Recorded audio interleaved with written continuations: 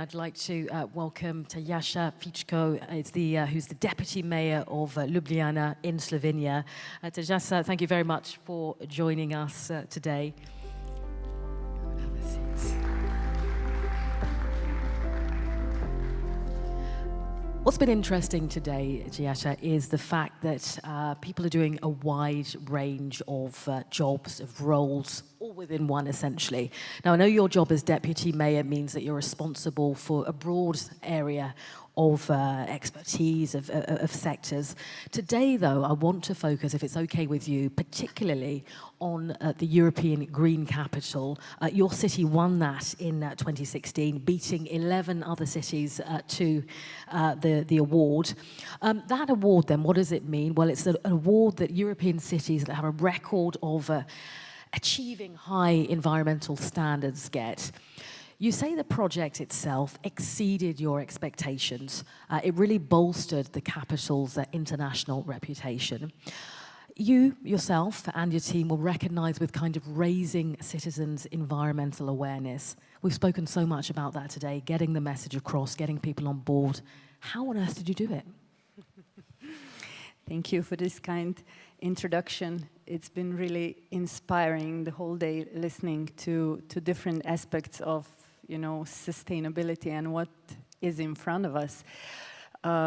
Maybe it will come as a surprise, but first thing that we did, and I think first important answer to this question is internal communication. So if you want to change habits of your citizens, if you want to influence their behaviors to make them more sustainable, first of all, you have to talk to your team. And first of all, you have to convince your team and everyone who is working for the city to understand the agenda, to understand the vision, to understand where we are going, and to be informed. So I think that's something that we implemented a long time ago. I've been working for the city. I've been serving the citizens now for more than 16 years. So when we came, what we did was, there was a lot of silos. So different departments, environmental department also having their own agenda. And what we did, what our mayor did, so he decided that we have to be informed. So we are a city of approximately 300,000 people. So we are a small European capital. And at the city administration, we are around 500. But then we have our public companies, we have our public institutions, kindergartens, primary schools. So everyone, so altogether we are 12,000. So that was first, get everyone on board. And when we talked about sustainable vision, I communicated to everyone, to our legal department. I said, if you think that you don't have anything to do with our green story, with European Green Capital, come to me, I will convince you otherwise. So you have a lot to do with that. So that was first. Second thing, being close to the people. In terms of, our mayor has all these years open door days. So more than 25,000 people were already, talked to him person to person to share their ideas, critiques, proposition, whatever. So being close to them. And then I think really important thing was changing those habits. If you take something away from the people, and maybe I will have the opportunity to share some concrete examples, then you have to give them something. They have to understand why they are changing their behaviors, why this is good for them. So this idea of the carrot that Rajendra was talking about. Yeah. In terms of naysayers, some will say, well, look, there's only 300,000 people ultimately to convince. I want to get your thoughts on that. Do you think that convincing people in a much larger city is possible as well, or is it infinitely more complex? I think it's possible. Of course it's possible. You have to have as much ambassador as possible. It's the same story. I think the recipe, I never talk about what others should do. I can just share our story. But I believe that if you have the same, structure, informing at home, knowing what's going on at home, and then trying to convince people and know what they need, know what they want. You have to go. You have to go, to the people. You have to manage by walking around. You cannot do it out of your office. It's impossible. So maybe making the team bigger to reflect the larger size of the city is useful. Of course. People in large cities and smaller cities are very attached to their cars, and we've seen, it's very difficult to prize people, and because sometimes there's just no option, other times, it's habit. One thing that Ljubljana did was to modify the traffic flow within the city, limit motorized traffic, and give priority to pedestrians. How difficult was that to convince people that actually they might not need to depend quite so much on their vehicles? Today it's a nice story because we succeeded, but like 16, 15 years ago when we started, it was quite difficult. We had a demonstration in front of our city hall. So what we did, we decided to close the city center for motorized traffic completely, not only for private vehicles, also for public transport, so also for buses. So people said, yeah, it's, nice idea, but please not for me.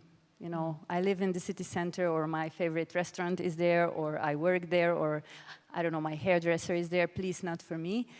But we stick with that, knowing that we have to, now I'm coming back to what I said before, we have to give something to the people.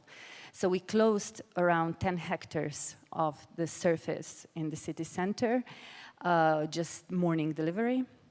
We have with special permits, but we have implemented, for example, electric vehicles free of charge, called Cavaliers, that people can use all the time. The drivers are really kind, they're really good ambassadors, know everything about a city. We have built additional bridges, 13 bridges we built or refurbished to shorten the distances for the people. So we did a lot of that, refurbished completely the whole city center. So we tried to give something back to the people. And what happened, it was, for example, in modal split before that change, it was around 19% of people walking distances 3 to 5 kilometers and 60% driving cars, and then 13 with bikes and public transport. Afterwards, the modal split changed in percentage that instead of 19%, 35% of people walked, and instead of 60%, 41% of people drove their cars.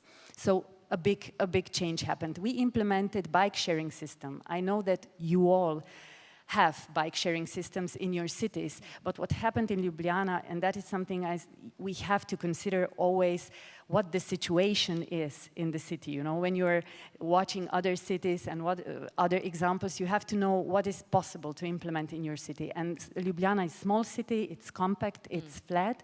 So this bike sharing system has now more than 200,000 registered users in a city with 300,000 people. Not too shabby. And we have more than 55,000 active users. That means that they drove their bike in the last 3 months. So it's really, popular. Then we have car sharing system that is 100% electric, so going away from fossil fuels, and many more examples like that. So interesting. So the carrots clearly have worked, whether it's, free access to electric cars, to bikes, the bridges, encouraging people to walk more, all of those carrots getting citizens together and raising their environmental awareness. I want to talk about procurement policies, because another thing that your city did was to implement green procurement policies. 70% of all city purchases, I can't speak today, purchases. It's been a long day, and you're speaking all day, so thank you. Had to kind of, meet that criteria. Again, that must have been pretty challenging. How did you kind of get those purchases up and running? I think that national level helped us here, because Slovenia was one of the first countries, if not the first one, that adopted the EU recommendation about the green public procurement as a binding regulation, so that helped us. But yes, of course, we decided what we want. We decided to go green, we decided to be sustainable, and that's why we've been always analyzing markets, what's happening, what the new solutions are, and then decided for that kind of things, with really small and simple examples. Like for example, we decided that our paper towels, hygiene paper, that we are using, toilet paper in the city administration, in our kindergartens, in our public institutions.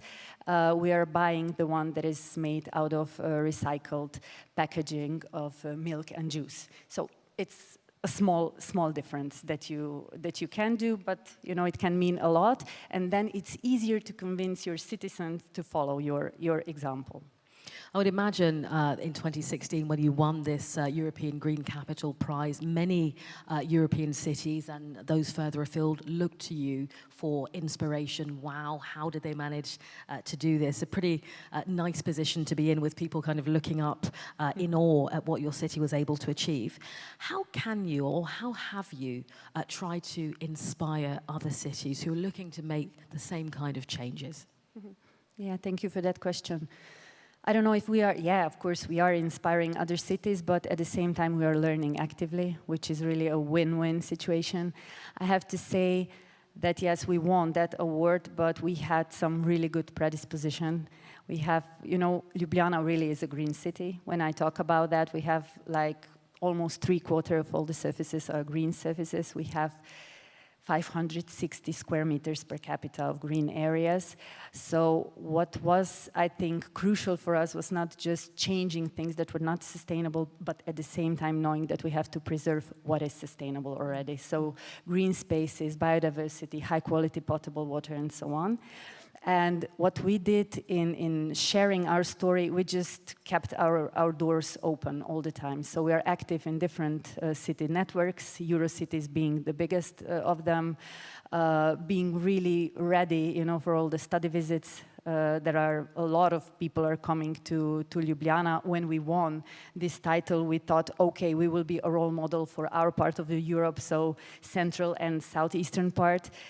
For the Balkans, but now everyone is coming, from Scandinavia, that we look up to them, in terms of cyclism, in terms of different sustainable stories, but a lot of countries and cities are coming to Ljubljana, and as I said, I'm always asking and learning at the same time. And sorry. I think your city will have some visits from IP Paris as well. We're being sold here, definitely wanting to head out to check out your city. We know that the jury who decided that you'd be the European Green Capital in 2016, we know that they took into account the city's sustainability strategy, the vision of 2025. I just want to get an idea from you about what that vision looks like now going forward, having learnt what you have over the last few years. We are preparing new vision, 2045. We have a new deputy mayor now since December last year. And he's an architect and urbanist, so we all know that urban planning is the crucial part of preparing the vision, so he's now in head of that. And we are also part of the Mission 100, so going carbon neutral by 2030. We all know that it's, it will be tough, maybe even impossible. But anyway, we want to go and, we want to just go further on that path. We try to include the private sector because we know we cannot do it alone. And all the other stakeholders that we are working with. I think the important questions for the future are how to be self-sufficient in the field of food, in the field of energy, how to be better in waste management, how to be better in circular economy.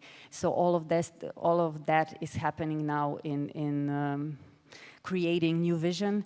What is challenging for me personally, and also I think for my colleagues, are these fast changes that are happening.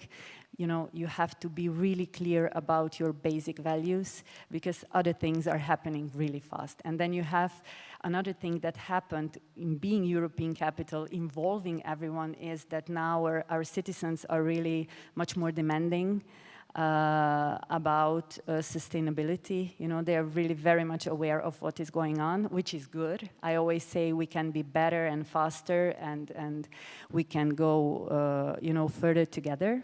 It's normal, but we have much more criticism now. You know, yeah, you are European, or we are European Green Capital, and we still have, I don't know, some waste dump there. Or we still don't have electrified public transport. So we have a lot of really active communication with our citizens, and it's much more difficult than it was like 10 years ago when we prepared all of those things. So that will be a big challenge. And what I wanted to say, and then citizens, they come and they say, look at Vienna, they have this, you know, they're the city with the highest quality of life. Maybe they say, look at Paris, you know, different things. And then it's really difficult to explain that, yes, we see those things, but at the end of the day, we have to decide which things we can take, we can implement. There are some solutions that maybe Paris as a big city, or Vienna, or I don't know, maybe Oslo, Copenhagen, are suited, and Ljubljana, you know, has to do it a bit differently. So that is this big challenge, and I try to return to these basic values that we have. So being green, being healthy, trying to create this high quality environment for our citizens and for people that come into Ljubljana, and stick to that, because all the other things are really changing really fast. Okay, so keeping what's essential for Ljubljana is key. It's interesting, isn't it? The more you achieve, the more that ultimately the bar is set high, and people are expecting more, which is interesting. You know, citizens Which is good. Absolutely. Which is good at the end of the day, but it's hard. It's hard, but yeah, as you say, citizens have the right to kind of demand the best for their city.